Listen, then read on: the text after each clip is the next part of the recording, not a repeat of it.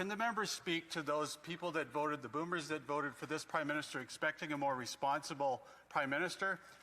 Is he indeed more responsible? You know, this Prime Minister ran last election on being the more responsible economic advisor type, that he'd do a much better job with our economy and spend more wisely than his predecessor. Well, Justin Trudeau was going to add $154 billion to our debt over the next 5 years. This Prime Minister is adding $321 billion to our debt over the next 5 years. And now this new program is going to add another $12.4 billion to that debt. Can the members speak to those people that voted, the boomers that voted for this Prime Minister, expecting a more responsible Prime Minister? Is he indeed more responsible? I want to thank my Conservative colleague for that great question. You know, we thought Justin Trudeau was the worst money manager in Canadian history.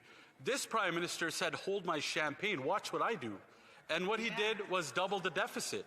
Can you believe that? We didn't think that that deficit could get any worse. In fact, when Justin Trudeau left that deficit, it was such a bad budget, such a bad update, that the then finance minister left her job, dropped the book, and ran away because she didn't want to be the one that takes blame for it.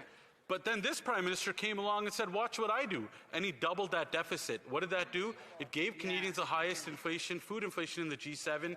They're going to raise taxes even more when Canadians have some of the highest household debt in the entire OECD. Canadians are not getting by. Canadians are getting less. And what does this government do? Spend, spend, spend. Right. And that is just driving up costs even more and making Canadians suffer further.